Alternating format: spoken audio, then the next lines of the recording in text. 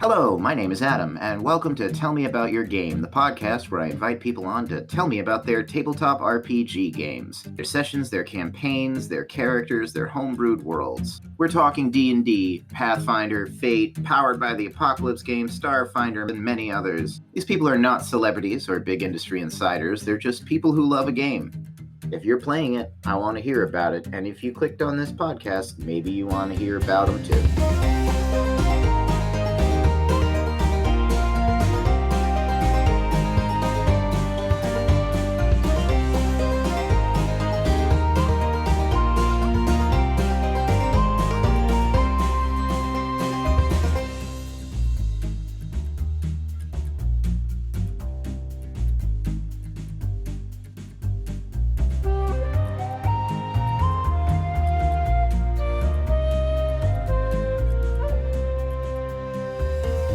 Okay, all right, so I'm going to just go right ahead, and I guess I'll get started.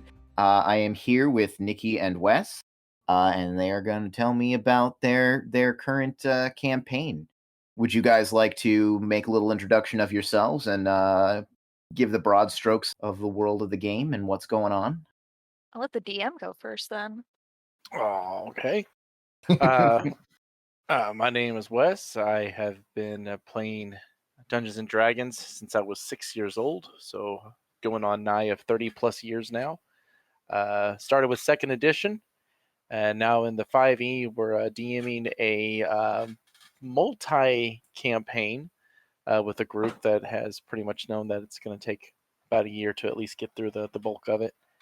And we're in the land of Euphoria, which uses a non-canonical version of Matt Mercer's Land of Exandria. So, like, while everything's all happening on one side of the world, we're literally on the other side of it. So we have like no real ties other than that. I like to borrow the little lore that he's built with the gods and the convergence and divergence. This is what's happening on the other side of the world from all of that? That's yeah, and it takes place about 40 years after the current campaign of the Mighty Nine. excellent. Interested to see how that plays into things. I've never even thought about doing that. So do you use the source books, the Exandria source books that have been put out? Yes, yeah, I do. I have the old one from that I guess they're remastering or redoing now. Yep. I got that one, and I have the Wildmount one as well. And we use the what was it? The Heroic Chronicles that he used in there. Yes. All my characters used the Heroic Chronicles. All my players did. So it was really nice to see like how that blended into what the background they had already had set in their mind, and just let the dice choose, and how well it just seemed fate went to roll with them. So I'm Nikki. Yeah, all of the people in our campaign, we all work in the same hospital. At the beginning of this, well, most of us work there's 2 of us that don't work in the hospital. Mm-hmm. And one who works in a hospital, but not the same one as ours. They work in our sister branch. One of our players did work at the hospital, but she quit because she has an autoimmune deficiency, and she was not cool with working at the hospital anymore with COVID and everything.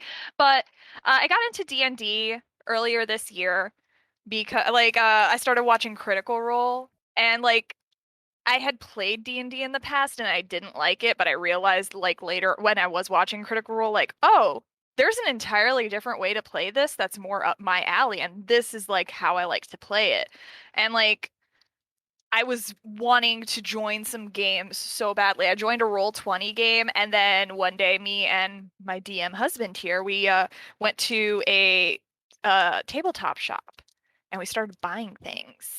Uh-oh, that's how they get you. That's how they got us. And we started buying minis, and we started painting the minis, and we're just like, all right, we need to get a game going. So I talked to a few people that worked at the hospital with us, and it was like the initial group didn't end up becoming the group we have now. We had some people say they were going to join us and then drop out.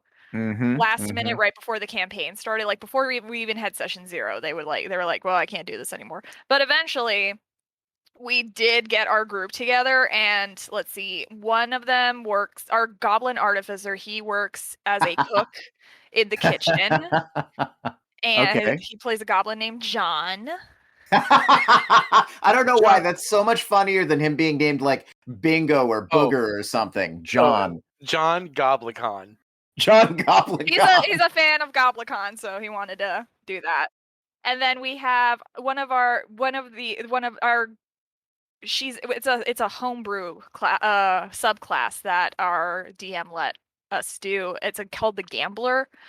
So our rogue gambler is used to work in my department, but now she is an overnight tech and still plays with us every Saturday. And I work in nutrition services at the hospital too, and I play a bard Kalishtar. And then we are the one that used to work at the hospital with us. She's our Goliath barbarian. And we have our sorcerer, half-elf sorcerer, played by our very good friend that we've went to college with, who is currently at school. So we set up, like, you know how whenever they like virtually join a game on Critical Role? Yep. We've been doing that with him. So he's just he's a computer on a pillow on our couch. That's awesome. And then we have another artificer. She's a Tanuki artificer. Ooh. And she's played by our player that works at our sister branch hospital. Tanuki? Yeah, the rogue is also a Tanuki. The DM allowed some homebrew races and classes to the game. No, I never even heard of the Tanuki homebrew and stuff. So like I'm sitting there and I'm like, oh, that's great. All right, I'm gonna look that up later. I can't look that up right now. Okay. Wow. All right. So just from taking a tally of that, and pardon me if I find this to be kind of humorous. Am I correct in thinking that you guys don't have a cleric? We do not. That is correct. Their healer is an artificer alchemist. Gotcha. Well, that makes sense. Yeah. I have one healing spell on my bard. A little bit of healing word to help you on your way, I guess. I mean, enough classes usually have a little bit of healing to a point where it's not a problem. I just think it's funny that y'all work at a hospital and nobody chose cleric, and it's we've been fighting the war on COVID for the past 2 years now. So honestly, we're tired of healing. We want to hit shit. 100% understandable. I just thought it was funny. Very amusing in hindsight. Yeah, like I'm a mechanic and I go home and I have so many broken appliances. All right, I don't want to fix things when I go home. Come on. The great thing is that when we started, I created my own home brews for like options, and one that I went like a week building this class and like testing it on other players and stuff like that. It was a physician class. And no one even one guy kind of looked at it and was like, yeah, but I could be a goblin and a battlesmith and build my own stuff. So yeah. Mm-hmm. I'll be honest, I was terrified if he was going to be the healer because he's like Chaos Incarnate. He is our Sam Riegel mixed with Travis. We've got stories. Like, we're only level 5 and we've already got like campaign crushing stories. So John the Goblin is a chaos monster. Who would have thought? Okay, well, what's the general thrust of the story here? What's going on? What's our inciting incident? If I was there, just pretend I was there when you guys first started. What would I have seen? How'd y'all get together? It kind of starts with almost a Skyrim type thing. It just opens up. Finally awake. Like Final, yeah, kind of like in Final Fantasy 14, how they're all just kind of like there on a caravan going into a big city, and that's that was kind of the opening thing. The bard had already been there a couple weeks, so that was kind of like their contact of like getting around the town a bit. But yeah, so the main thrust was they just arrived and needed coin, and they heard about how there was a rat infestation. The rat infestation for the local meadery, and Kindle meadery. But yeah, my bards were already there. And they, like the rest of the party, showed up in a caravan. And initially it was just 4 of us, and then we had our 2 other players join us. It's a 6-person campaign. Which is, God bless you. Yeah, and we do it in a studio apartment. Oh my god. Yeah, we just have a sectional that we all crowd around. But Oh man. yeah, three of them came along in on the first cart, and my bards were already there, and then the other two showed up showed up a few sessions later with with one of our catalyst events. So you guys took care of the rat infestation. Because, who couldn't use a little extra coin? And, if you've got the stuff, you can go ahead and pound some rats there. Well, we thought they were rats. It was Oh. actually spiders. You thought it was rats and it was actually spiders. Yeah, there were some rats in there, but then as they explored the closed-off sections of the meadery, they realized that some experimentation had been going on with the various local fauna. So they ended up, their first little big bad was a giant fire spider. There was a giant centipede too, but we killed that one in a silly way. We put the table. It was in a well. It was in a well that was located in the cellar area, Mm-hmm. and we put a table on top of the well and just stood on it, and then it bludgeoned itself to death trying to get up to us. Yeah, I remember. Oh, that is so much better than when you come up with a clever means of defeating an enemy or solving a puzzle. It's so much better than just trading blows until number go down, So somebody was experimenting with the local fauna. Were they trying to make new meat? Well, they still haven't figured out that mystery yet. Oh, gotcha. Honestly, we don't know. Hey, go ahead and stop me if we start getting into territory that's spoilery, by the way.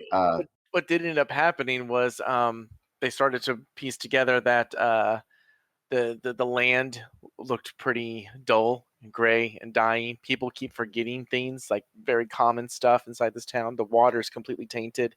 So it became trying to figure out what's going on here. And they ended up getting called in by the mayor to go investigate the mithril mines that had been closed off because of goblins. So the group decided to go in, and the door is supposed to be locked. They're supposed to get to this door, find out that the key that they have is a fake key. Instead, what ended up happening is they got one of them got kind of knocked off into a little pit of water, and they all decided just to jump down. Yeah, that was my idea. I knew it was safe. And so they all jumped down, and that put them down into what was going to be the return of, like, okay, when you guys come back after going to the next thing, you've leveled up some, here's where you're going to be. And that was the first time that the campaign got derailed, and I had to change the story. Yeah, we went to a level 5 area at level 2. Oh, no. It was bad, because, I was okay, so our sorcerer got pushed in by a goblin, got pushed into the crevice and fell. And then, so my bard initially was a homebrew race that my hubby here came up with called a Devati, where it's twins sharing a soul. Well, I pulled that. I pulled that from another homebrew. It's another homebrew, but it's twins sharing the same soul. I've heard of that concept before. One of my players was toying around with the notion, but he's always toying around with 5 or 6 different character notions, so it never really came to light. Spoiler alert: the big flaw, and if anyone's listening, that the big flaw in that one, you will not be able to polymorph ever, because the spell should only work on one body. Oh, gotcha. Yeah, it's not like a thing where one of you turns into the front half of the horse and the other one turns into the back half of the horse, like it was a stage show. That might have been the smarter thing to do. we're gonna say we turn into a horse, but we're really just putting on a costume. But yeah, initially they were those twins, and I made my characters Nessa and her twin brother Nasir. Okay. And they were, since they shared a soul, they were essentially just a singular being, just split between 2 bodies. Well, our sorcerer gets knocked in, and Nasir is trying to save him, gets pushed in also, and then our barbarian gets pushed over the edge also. That's half our party right there. Yeah. And our rogue had been kidnapped. We were looking for her in the mines. And Whoops. yeah, the goblins got her. So we're looking for her. So that's over half our party already gone. And I'm just like, hey guys, jump. Wow. And Yep. they all did it. And it got progressively worse from there. And then Wes is over here crying into his hands. We took 2 weeks off after that. Yeah, I had to. I had to rewrite stuff. Yeah, Takes a swig of the flask. Okay, let me figure something out. It was hilarious because like our whole he was playing it so cool, so neutral, and then the second they left, the rest of the campaign group left, he just looks at me, he's like, do you know how badly you just derailed the campaign? I'm like, what? So how did you recover from that? so I moved. The attempted rescue thing was they were going to they were originally going to find Silver and Zaxio by the door. They were going to be there, and they had not been kidnapped. They had actually just been attacked and escaped, and were trailing down these goblins. So with that had happening, though, I had to make it to where they actually had been kidnapped, as they had falsely thought. So as they got down to the very depths of there, they were chained onto the wall. They helped them escape from that, but then the goblin patrols started coming in, noticing people were gone. More fighting ensued, and then one goblin, John, who was like, well, "Wait a minute, I'm a goblin. I'll just act like I'm one of them." So he infiltrates, meets the likely trio of dumb goblins named Curly, Larry, and Mo. And yeah, they were the greatest. They were, and he somehow works his way up to being like a lead of an exposition of finding the people that escaped. And so he ends up trying to get to them by going up a like not a waterfall, but like a babbling brook that's inside of the cave. And all of his athletics checks were like in single digits. He couldn't make it up. He kept falling down. So he decides to go back through and comes across their first glimpse of the evil Phoenix Accord. And he ends up basically telling the Lady Asura off to her face, and she throws a fireball at him. And fireball. Yeah. Like an actual like fireball. Third level spell fireball. Yeah. Hot crackers. Wow. And so as he's collapsing down to the ground, because it hit, and he took massive damage, as he's collapsing down to the ground, he sees a shadowy figure leaping over him, and then Lady Asura screaming. And then we cut to the other group, and we're also dying. Yeah. In other words, a whole bunch of NPCs that they met that were like the heroes of the before time came in and saved their butts. When we convinced the goblins that John was part of them, he forgot to add that our goblin has a very unique feature, and that is that he is an inch taller than the tallest goblin. The tallest goblin. Yeah, because goblins can be up to 4 feet tall. He's 4'1". Oh, what? So he is literally the tallest goblin. It's kind of like Invader Zim, how they're like the tallest, and all other goblins can see this. They're just like, oh damn, it's the tallest. That's the tallest goblin I've ever seen. So it's like I tried to convince the goblins too that he was like the prophet come to Earth, and I failed miserably. He succeeded in persuading the goblins that he was God come to Earth, and the goblins felt the need to rescue him from me, the bard who always fails the one thing that they're supposed to be good at. And I got knocked unconscious. For the first time. Oh boy. That was the second time. That was the second time. Yeah, you actually got knocked unconscious. I've been knocked unconscious 5 times. And we're level 5. Bards are not frontline fighters. At least your spec isn't. I'm horrible. I'm very bad at spell slot management. It's something I'm learning. Yeah, you got to start somewhere on that one. I've never actually played a bard in 5e before, and well, it's. I imagine there's a learning curve for somebody who's used to playing. I play like a lot of casters, and we stay at the back. It's the ancient credo. Put me in the back, please. The thing is, I was learning the way I learned how to play D&D was through Critical Role. So Yep, yep.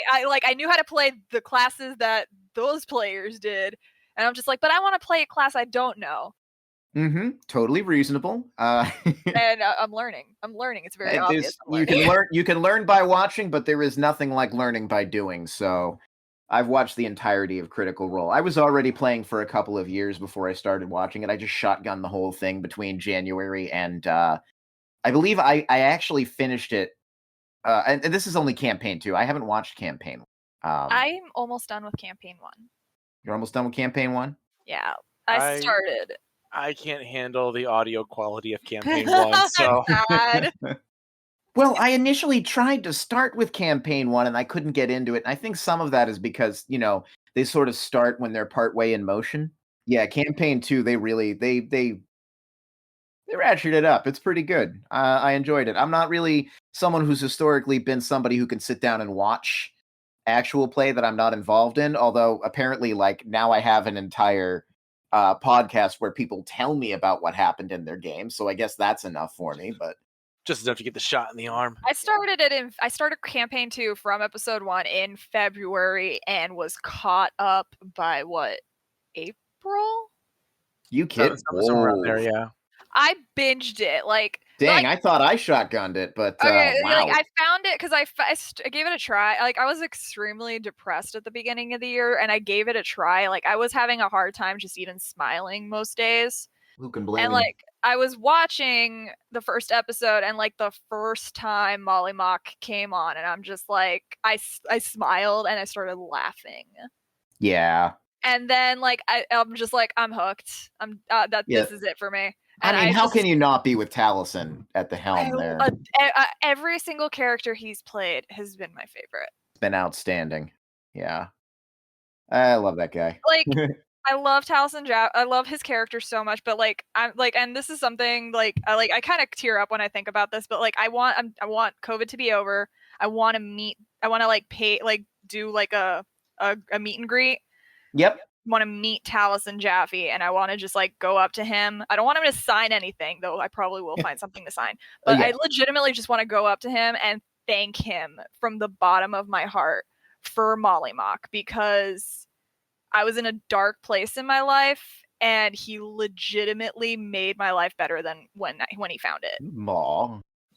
Well, I mean, this podcast is sure to do numbers. It's sure to be extremely famous. I'm sure he'll hear about it on the podcast. No, I can't even say that. Wow, he's barely on social media. He's barely on social media anymore. Yeah. It's I probably if I were famous like that and had that many people coming at me, I probably would shrink into the shadows a little bit myself. The only interaction I've had with the Critical Role cast is Laura Bailey commenting on a picture of our cat because we named her Jester. Oh. Yeah, our cat is Laura Bailey approved. She's Laura Bailey.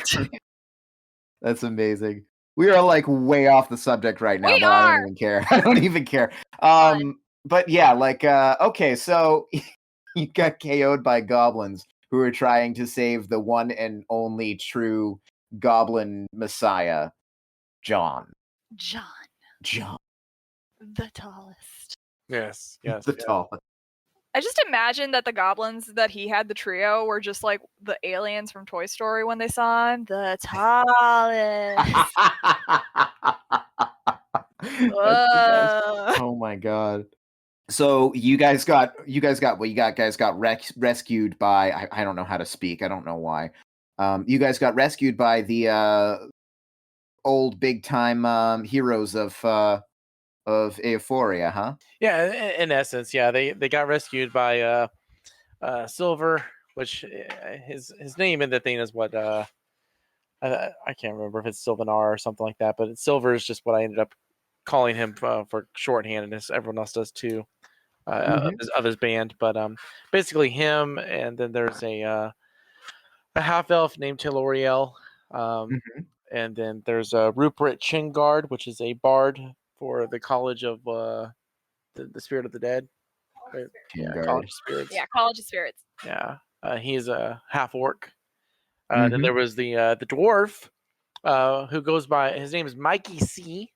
He's a blacksmith, so he runs MC Hammers. Is the name of his blacksmith. Oh my god. Our campaign is literally full of puns. Yeah, my campaigns are full of puns too, but that's a particularly good one. I can't touch that. Yeah, I can't touch this. Can't touch it. Oh man. So in essence, and that also kicked off because about that time it was start for them to get level 3 and start picking their subclasses. So all of them met who was initially going to start being like a mentor system and getting quests, personal quests and side stories that would start blending into why they are developing these skills, that they're like why this person's becoming an alchemist, why this person is, the College of Spirits, and so on and so forth. So they all started to introduce themselves, get into that, and then we had our bard. Had to have her first little test. She was given a special lute and started to play, and there were some ghosts that appeared, and she was given a riddle.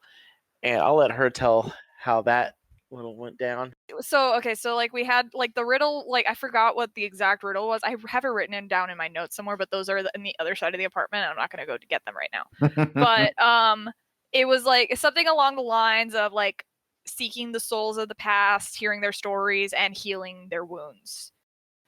So 3 ghosts get summoned.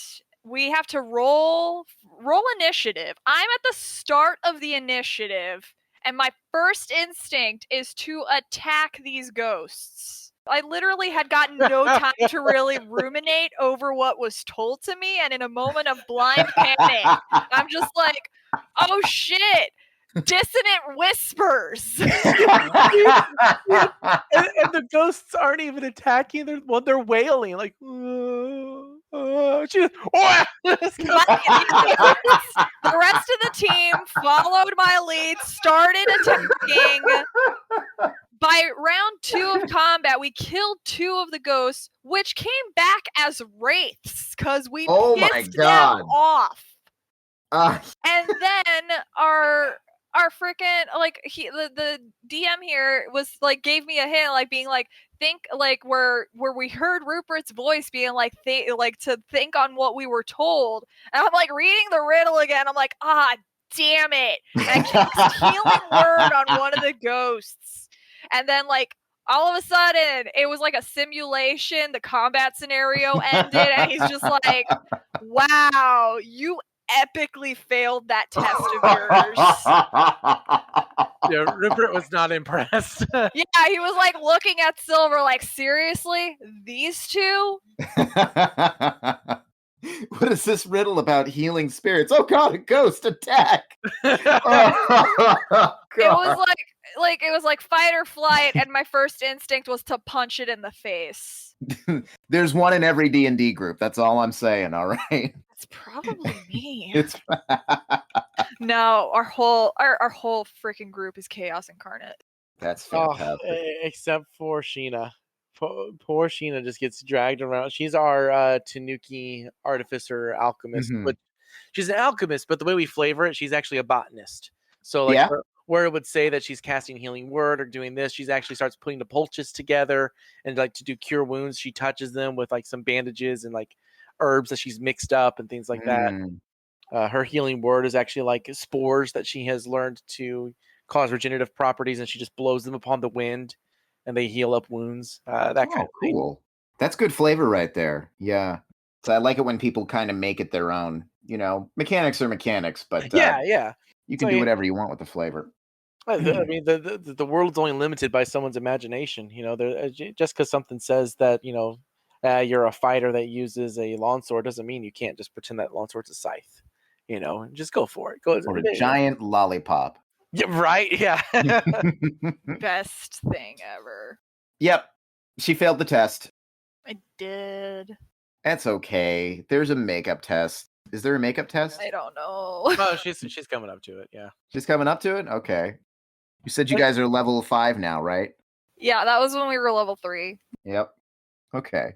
So then what? So what happens then? We start heading. Oh, we were excommunicated from the town because apparently the mine area that we landed in, like after we jumped into the ravine, there were a bunch of these these glowing mushrooms down there. And when we came back up, we went to bed. We came back the next day. 3 of us started going about the town. And 2 of our players were really sick out of nowhere. So they're sick, and we go to the local herbalist or whatever to tell them what's going on, and they're just like, "Wait, you were in the mines?" And we're like, "Yeah." And they're like, "Did you see these mushrooms?" We're like, "Yeah, we saw those mushrooms." I got one right here. Yeah, we got one right here. Oh, those are highly poisonous and release toxic spores. So we legitimately created a pandemic level event in this town. Oh no! Because they had been walking around. Our barbarian and our goblin had to be told to strip out of their clothes because they were covered in spores. Let's play some D&D. Let's get our minds off the pandemic. And we brought the pandemic to Talbot. As they were like, when they did finally leave Talbot, they looked back behind them, and the town seemed to have like this green hazy mist around it. Like, yeah. Oops. Don't know what that's about yet, but I'm assuming it's just a metaphor for the place is toxic now. Probably not. There's probably more meaning there from the DM, but right now I'm just viewing that as that the place is radioactive. That's sort of how I would interpret it. Yeah. If I were in the situation, oh boy. Wow. You guys are batting 1,000 a little bit at this point. We're horrible. We're horrible people. But the mayor basically told them to get out. That they had fixed this problem before, which is why part of the mines had been shut off just to begin with, and then the production area was left open, and that's when the goblins took over that area. So the cleanup crew's kind of going through that, but they wanted to get these guys out because they kind of have a bad reputation in the town at the moment. So he sent them west to Meyer Hall because they haven't really been receiving supplies from the nearest trade town. Okay. So find out what's going on there. So they started to go, and then they come across an abandoned outpost that was part of another character's background. Ooh, cool. So big Tying that pointy, in. big pointy arrow of go here, investigate this, do some RP, get to know your Goliath barbarian. And they said, big middle finger. Nope, we're gonna just keep on going. We're just gonna keep going. What's messed up? So I knew I could see the giant arrow pointing at it, but I didn't want to metagame because I was just like we put it to a vote. We're just like, should we keep going or should we go to these ruins? And I'm just like, I wouldn't mind going and checking these ruins because it's gonna rain soon and we could probably shelter in one of the messed up houses. And I got outvoted. I got outvoted by the barbarian whose backstory was in there. This hook is for you, and I want it. This hook is for you. I don't want it. Let's go. Just like, no, I'm good. I don't want to deal with that. Well, she was already going to just not go against anything I suggested because I cast a suggestion spell on her to calm her down earlier in a previous session, and she now views me as a vile witch using my horrible magics against her. Okay, that's fair. Yeah, so she just doesn't listen to me at all. So they bypass that. So then they start moving towards what would be the next major thing, checklisting, and they end up finding a. They stop because of some rain, basically, and found some shelter in a cave. Cave is empty, but definite tracks and trails of this is a beast's den. Then that's when they realize, both in character and out of character, that they left the cart on the road because they could not take the cart into the forest. There's a dense forest line that went in. So a couple of them go back for the cart. Cart's gone, along with their direwolf mount that they had. Yeah, John had a pupper. Yeah, courtesy of the Heroic Chronicles, thanks to a wild mount. And so some of them see that there are carts being driven away by what looks to be some bandit ruffians back towards the abandoned outpost. The other part of the group explores the caves, and they eventually come to a living area, an area that looks lived in, but no one's there. Then they hear water, so they keep going to eventually find an underground river. An underground rushing river. Yeah. At which point, John Goblicon decides to jump in and make butt naked. Yeah, sits down, goes in butt naked, and I'm like, make a Constitution saving throw because it's ice cold. Fails, and then a disadvantage at swimming to get back to the shore. And our barbarian tried to save him, just like to try to grab him as he's swooping past. Strength saving throw also failed. Wow. Yeah. Oh boy. So they get swept up in the river and they get carried back towards Talbot up in this underground river. Back towards the town we just came from. Yeah, my bard and our Tanuki rogue found out that the river goes to Talbot right before we rejoined them. Yeah. Oh boy. So in a last-ditch effort to save that and try to get everything on track, I had a giant Leviathan type thing that's in the water being able to just come in and either swallow them and carry them down the river, or they just started to willingly follow it down. And we named it the Spawn of Ukatoa, just for a little Ukatoa. Oh. Just to kind of, See, now I have to do it too. Right. Do it, Ukatoa. But that helped us. That helped them get right on track. And where it ended up coming out at was the abandoned outpost had an underground area, and that was had been cultivated basically by these the half brokers. They are a group of bandits that broke away from a bigger sect of thieves and such of the continent called the Brotherhood, and that's where they met the first guest character. Yeah, we have guest characters. You have guest characters? Yes. Yeah, we have guest characters. Why I decided to put a 7th player in. It's a good thing we brought in that guest character because we would have died otherwise. Yes.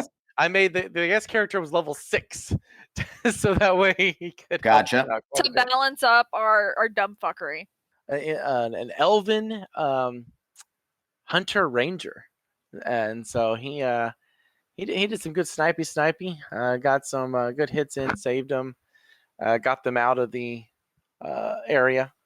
You'd think we would have all been back together, but we weren't because myself and our healer were in the stomach of the serpent. Oh. And when we got spit back out, we got swept down the rest of the way of the river. Oh my god. Bye! It's kind of a comedy of errors here, huh? Our whole camp, like, if I can sum up our campaign in like a few words, it's just like, what could go wrong? Everything. It got to one point where I had to start just rolling the dice without the screen so that way they could just see that, like, this, okay, well, if I roll this is what's happening. And I would just roll it out there and they'd be like, oh, God. Yep. At a certain point, in order to make it believable. Yeah, he wrote. When we all got back together, like, they found us and everything. He rolled to see if we would have an encounter or if a bunch of meerkats would peek out from the ground, and he rolled the encounter. So all of us, one of us unconscious because like the player wasn't there that day, so we just said she's knocked out. I don't want anyone controlling her. But I was out of spell slots. Our sorcerer was almost out of spell slots, and like. I think our barbarian was out of rage. Yeah. And we had to fight a chimera. Oh, wow. You were not kidding around. Oh. It was a deadly campaign. So it got pulled from the table. So I rolled what the encounter would be. And so I scaled it down for them. But they did have the hunter ranger who ended up pretty much single-handedly destroying it. Okay, so you owe somebody a favor there. He Geladoned us. Yeah, Iolus. Iolus is the that elf's name. Who also used to work at the hospital with us, but now he's Seth from State Farm. Yeah, Seth from State Farm. We had him wear khakis. No, I'm kidding. No, but the character wears khakis, right? But why not? Why not? Well, you control him now. Why not? So does he stayed on as an NPC? After the after the guest player? Yeah. So he came. He was there for like the later half of that night and the second half of the next session, and then he does kind of show up again later in a different type of form. They end up finding a letter that had been secretly put upon Colress, which is our sorcerer. Okay. And it turns out that Iolus is his brother, and they do not have good blood. Iolus has actually been tracking him down for quite a while, and Colress has never known what his brother looked like. Oh. So, but he does know that he has a brother that's out to get him. And so now he knows that his brother knows who he is, what he looks like, with And the who he's with the note of the promise of, "Well, I'll see you again shortly." Ooh, okay. That's a little ominous. Okay, so potential enemy or possibly like really sort of gray character, gray We don't area character. know. I don't know. With the way they roll their dice, I think it's going to be an enemy. Yeah, Yeah, especially if I'm the one talking to him to try to convince him otherwise, because I'm not even exaggerating. Every session I've been pissing off an important NPC. And I am just the worst bard I have ever encountered in my life. I've had bards do that exact same thing. It's actually quite incredible, given that they're base characters. Say if you're able to make a person happy if you're a face character, you're also able to piss them off. Being an artist is about making people feel things, and maybe it just doesn't matter what it is you're making them feel. I don't know. Life needs things to live. Yes. Yeah, you're waiting for that ball. You're waiting for the Hunter Ranger ball to drop. Okay. It gets worse. After Iolus left, they get back on track. They finally come back to the abandoned outpost because they have to go back that way to get back on the road. Finally, get a little RP moment for the Goliath barbarian. Mhm. Get some memories returned from PTSD type situation because Gotcha. she's the lone survivor of a nomad tribe. Jeez. Yeah. And then they start making their way to Mirefall. Stop because of a weather check. Ended up becoming a thunderstorm again. This time they stayed together. We Mhm. stayed together. They stayed together. It's important. And another little thing that they did notice is that no matter for Zaxio, our other Tanuki, the gambler, no Mhm. matter where Zaxio stood, she never got wet. It wouldn't rain. It Interesting. just wouldn't rain where she was at, no matter where she moved. Had some trouble with the cart for the first time. The first time. Mhm. And they were able to get that done. And then some bad animal handling checks made the cart go off the road again. And it broke, and everyone's just like, how are we going to fix this? And I'm just like, hey guys, when I leveled up, I took the mending cantrip. Hey. So that became the first moment they actually came together as a group, using all these different skills to fix the cart and get the cart back on the road. It was a very nice moment. I loved It's it. actually great. It's character development, but for the players. Yeah. We were so excited. We legitimately cheered when we successfully got the cart out of a mud hole. That's Yeah. outstanding. But you know what? It's also realistic because what group starting down at the first levels, level 1 to 3, you guys are probably level 3 or 4 at this point in the story. What group starts from the beginning being a perfectly cohesive unit of a military crackerjack timing kind of situation? No, you're a bunch of goobers who are learning how to be heroes, Right. Yeah. Exactly. We're not even heroes. Okay, heroes might be a generous term, but no one you is going feel to me? look like ideally in the future, they're going to talk about if they ever talk about our group in history books, it's going to be about the fact that we caused a pandemic level event in a small town called Talbot one time. Yep. Although maybe not. I don't know. Apparently Johnny Cash nearly wiped out the California condor, and almost nobody knows about that. What? I didn't know about that. That's awesome. Yeah, no, I guess his car caught fire on the side of the road, and he kind of just left and went to the next town. He just walked there, and it sparked a bushfire that halved the remaining population of the California condor. That might not be true. I'm gonna look that up after this because I want to read about this. You know what? Let me actually just really quickly Google that because I might be talking out of my ass right now. There's a very, very good chance. Did Johnny Cash bring an extinction level event to the California condor?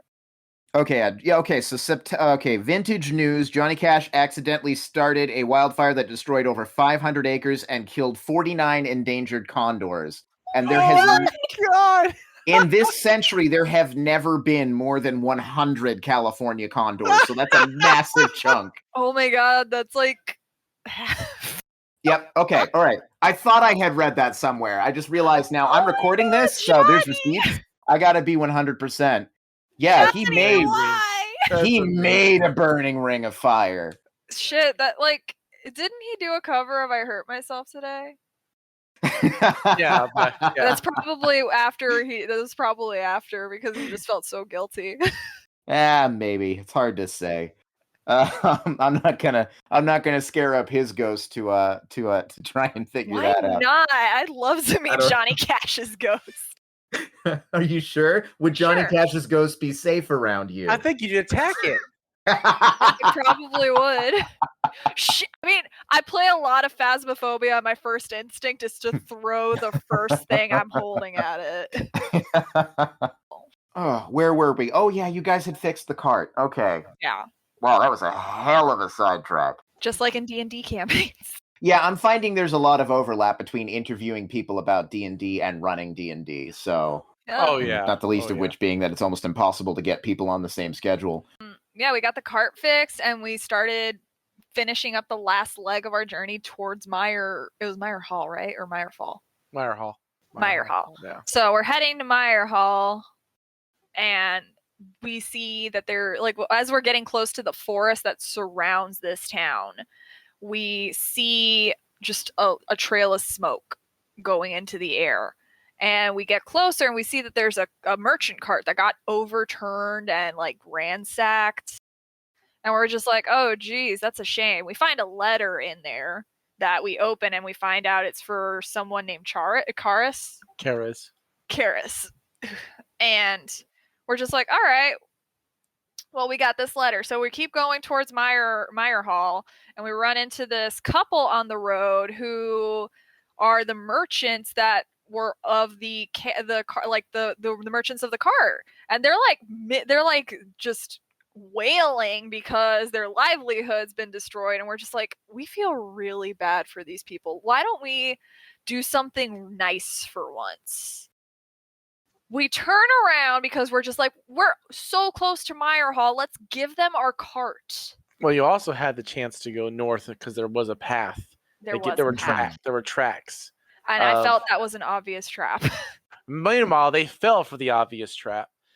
These were actually the bandits that had destroyed the cart.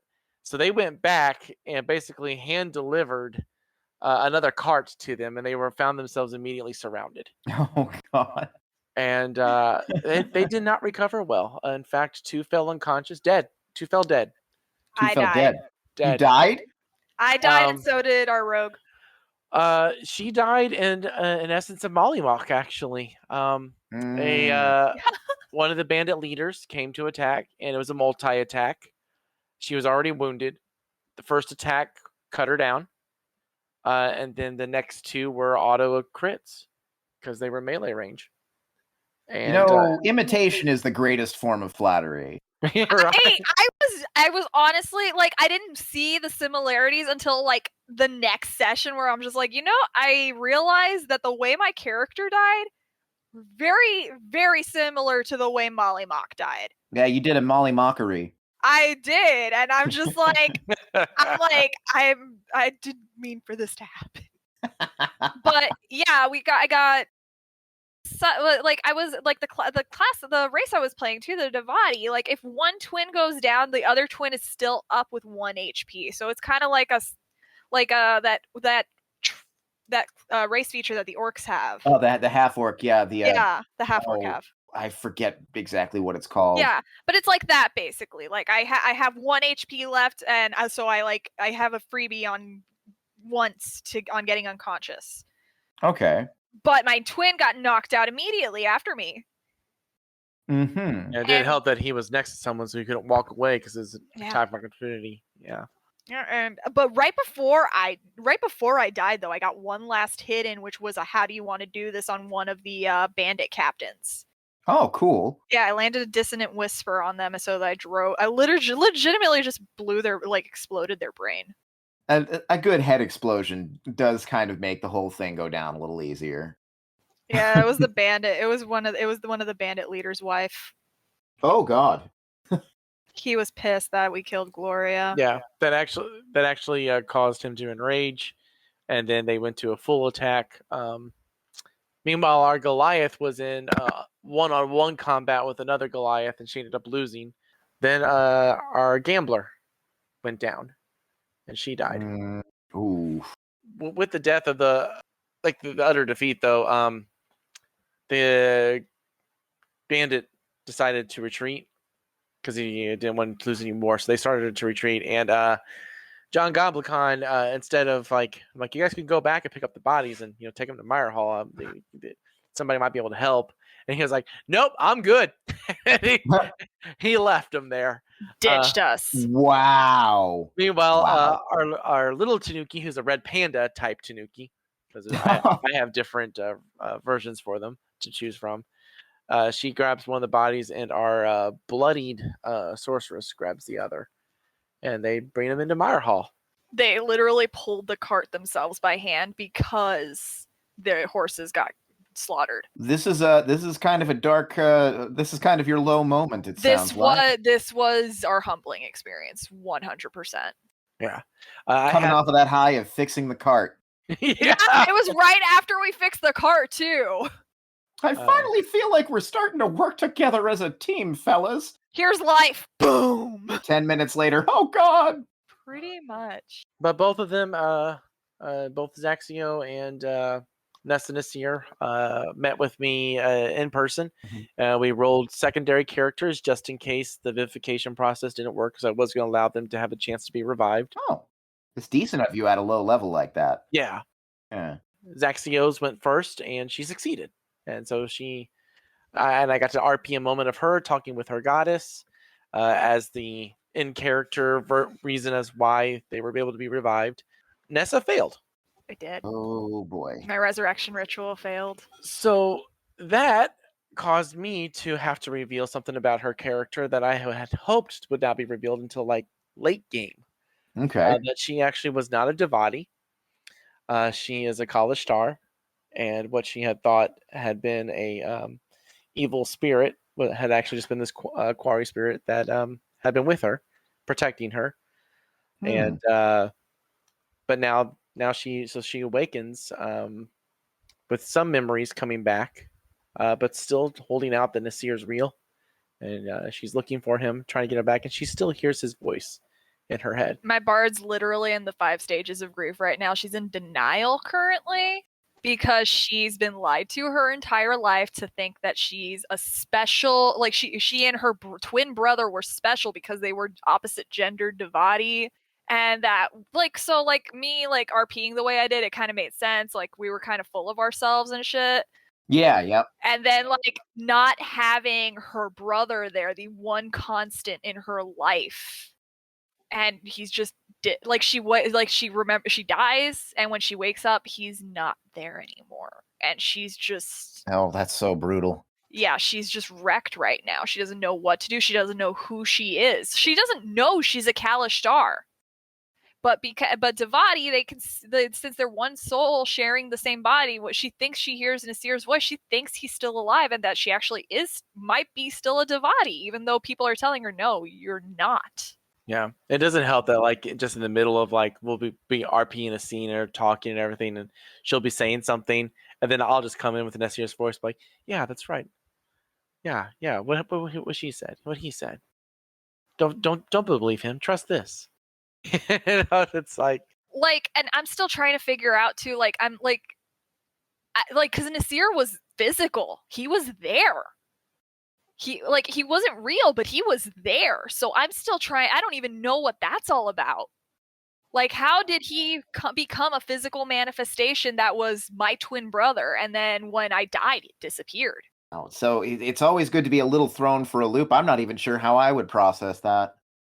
Wow. We got some wacky stories about John Galacon, and now we're here at mourning your twin sibling who you're not even certain Is real or not. is real in a meaningful way, and questioning your entire identity.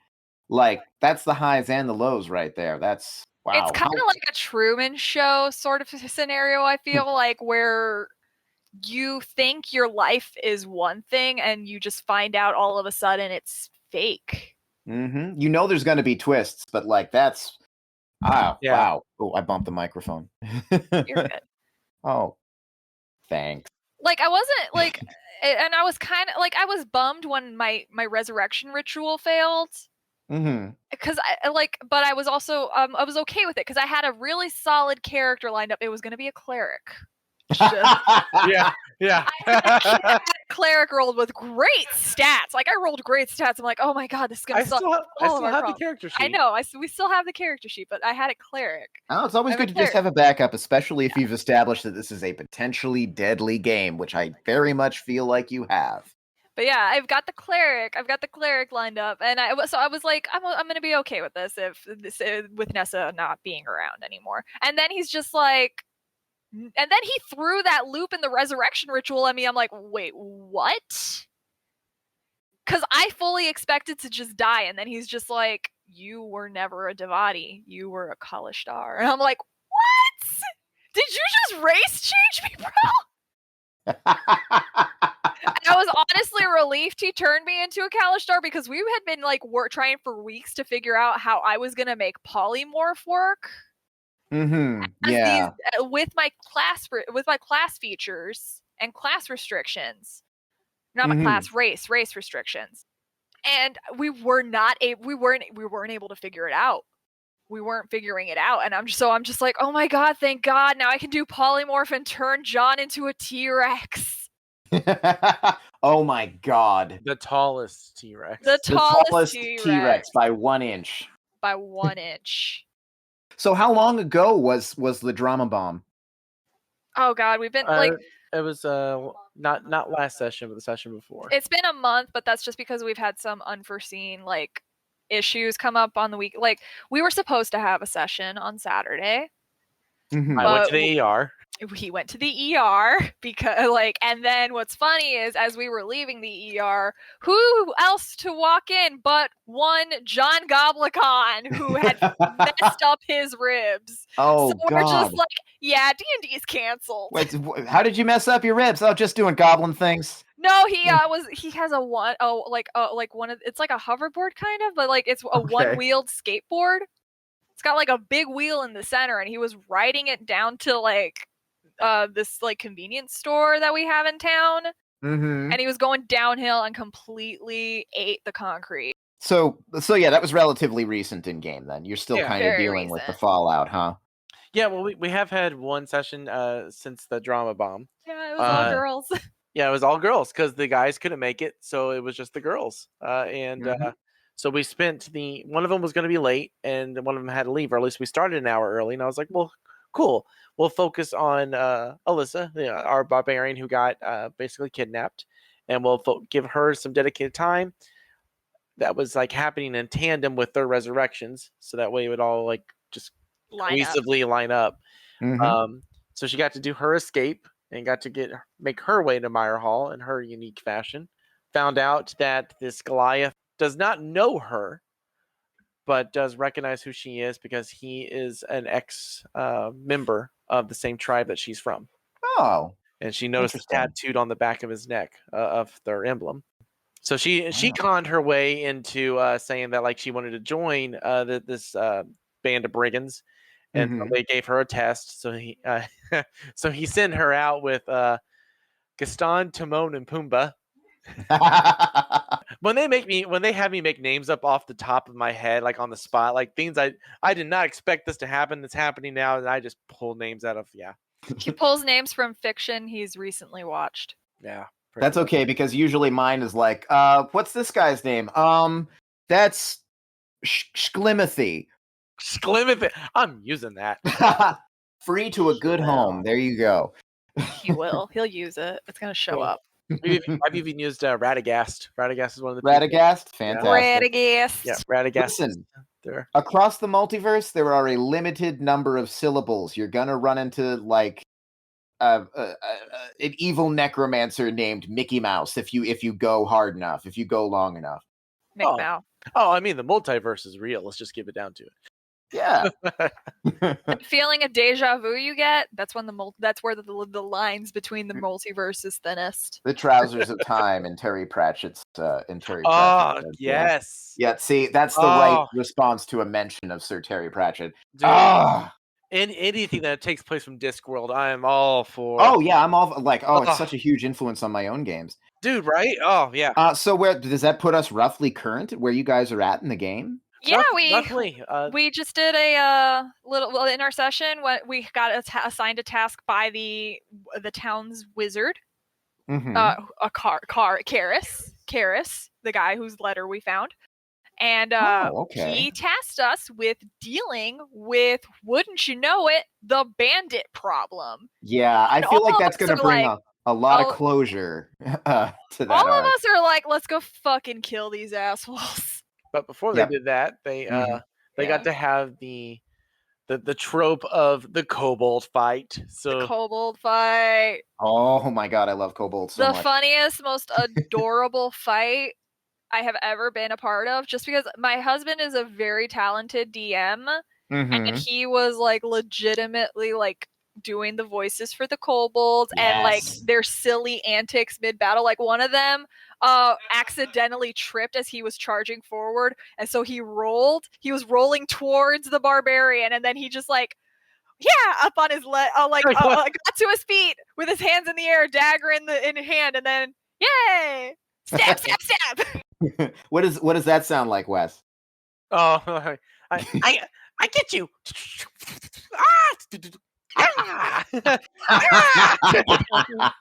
He's like what, like it's cuter for me because I'm like, he does the same sounds with our cat.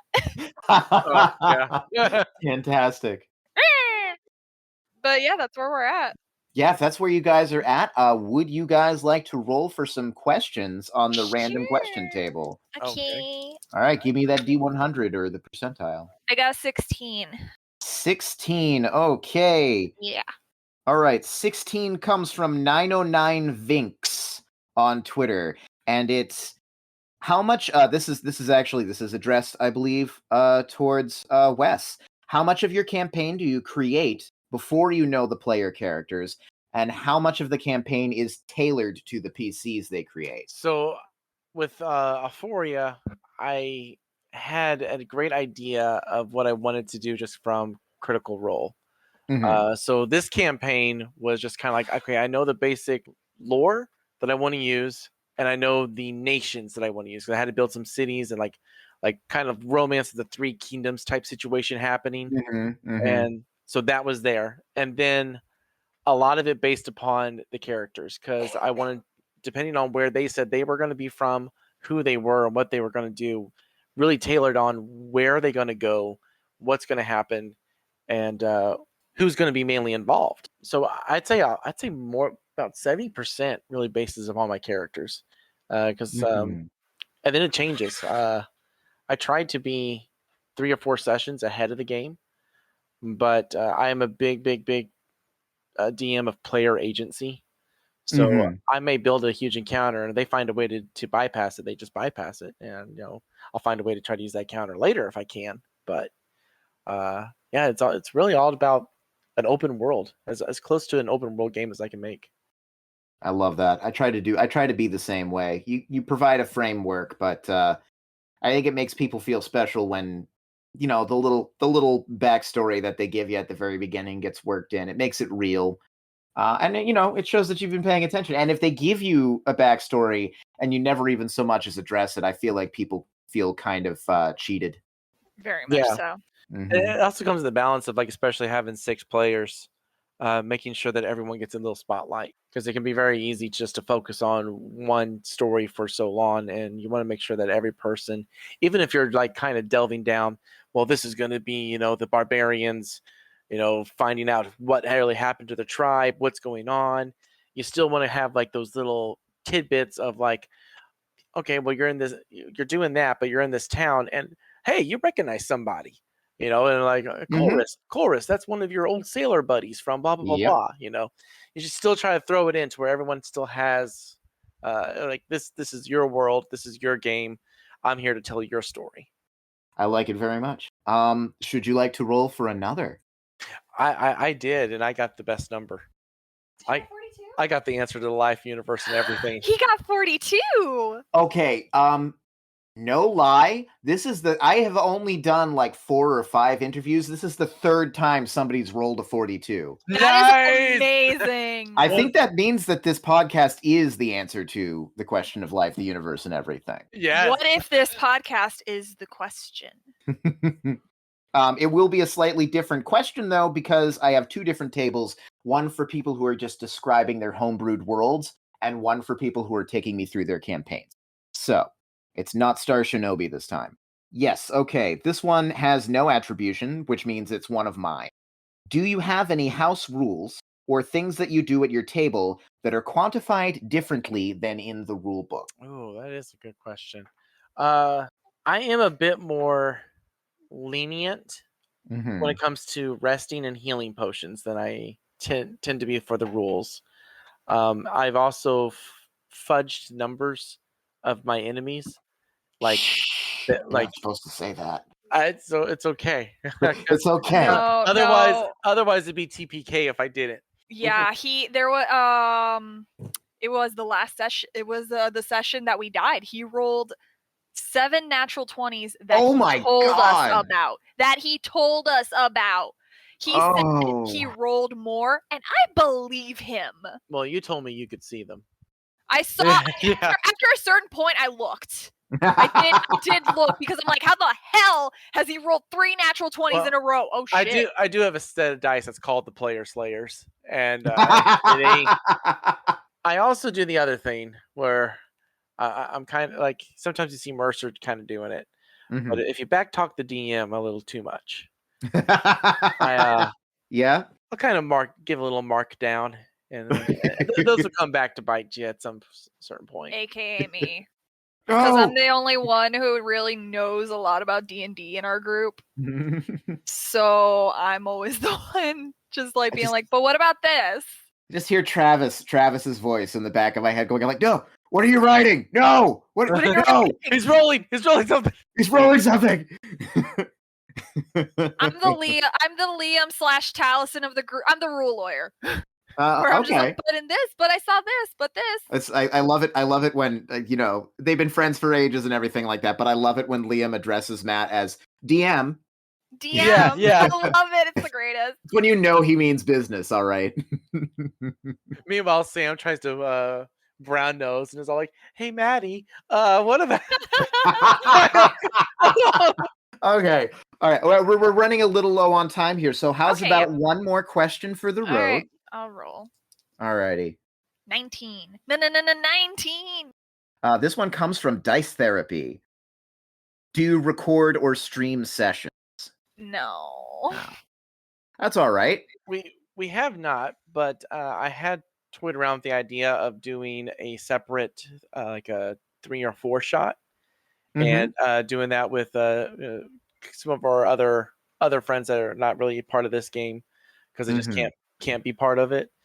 So kind of in the works of that, I want to use the Tailspire that just came out. That Tailspire's great. I want to use that and see how that works, along with Roll20 or D&D Beyond. So there has been some interest in trying to do that. I'm not that. Yeah, I've tried streaming, and it just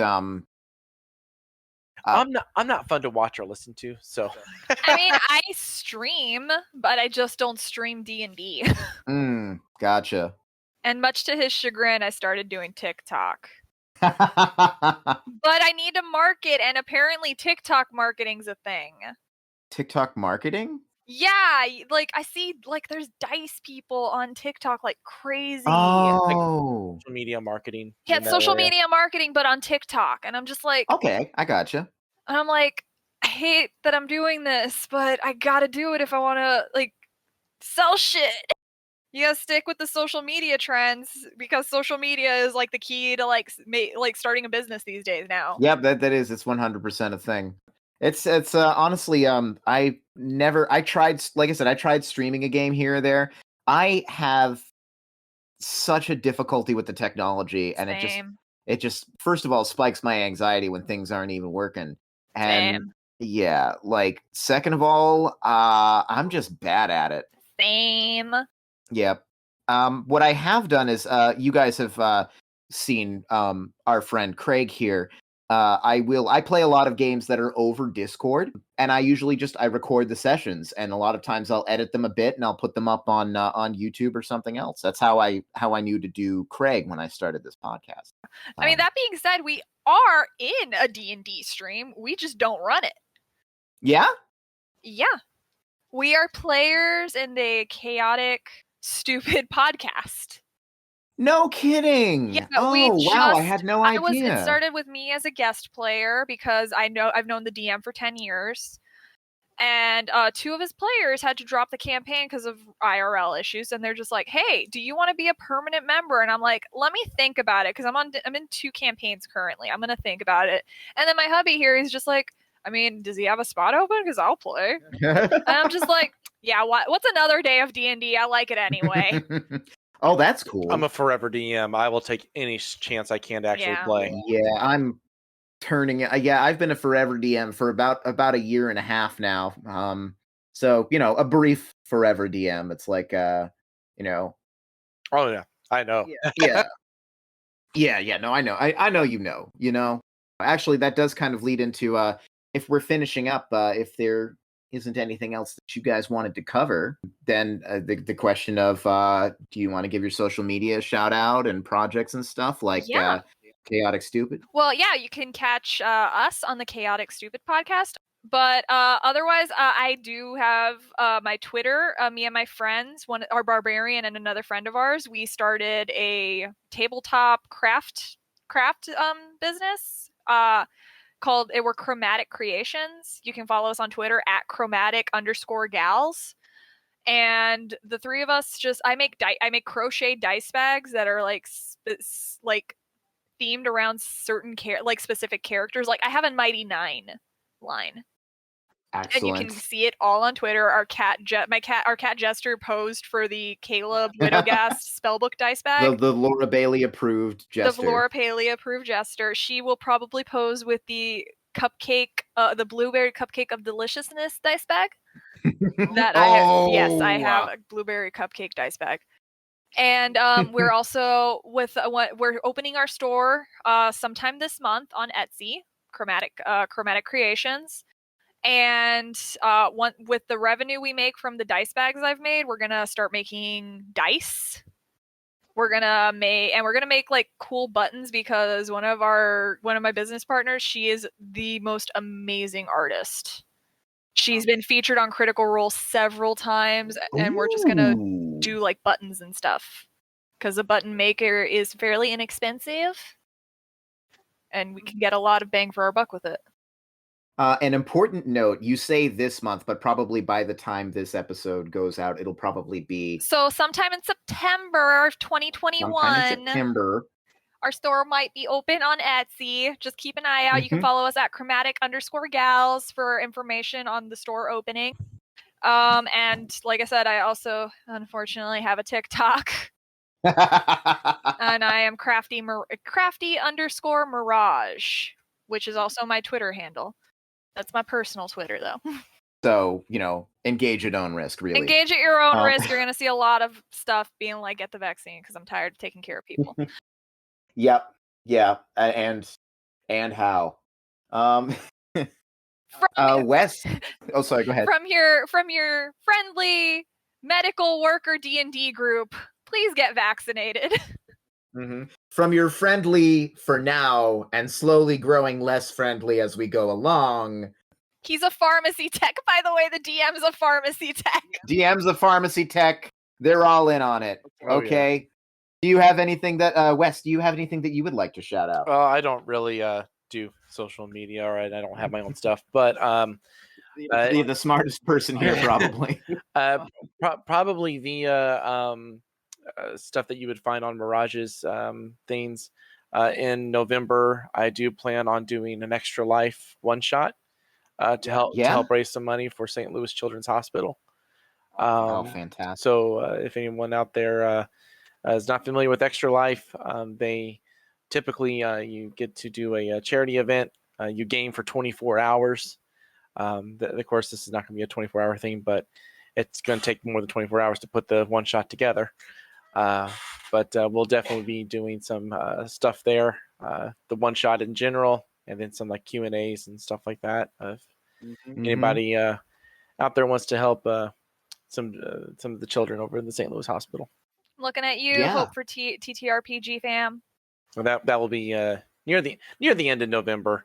I know that, but Thanksgiving's around that time frame. And shoot me that information when it comes. Shoot me that information when we get a little bit closer, and I'll make sure that I throw that onto like my Twitter and whatever else I've got at the time. All right, cool. Yeah. That's a damn fine cause. We used to do it every year in college. We would like we would do lock-ins at the college, overnight lock-ins, and just play video games with our gaming club, and just raise money for Extra Life. Okay. Thank you very much for coming out and telling me all about the campaign. There were some highs and lows there. Honestly. Yeah, no, your dark point right there caught me completely off guard because I was all like, "Oh, how do you think I feel?"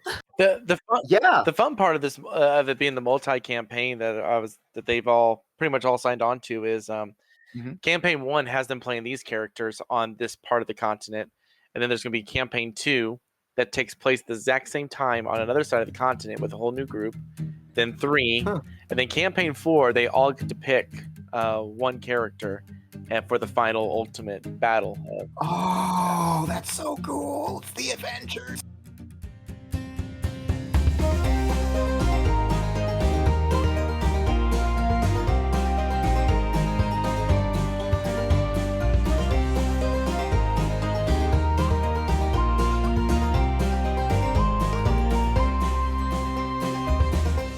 Emailed questions, comments, or interview requests can go to sohowwasgame@gmail.com. The intro music is Through the Woods We Ran by Vincevept. Thanks for listening.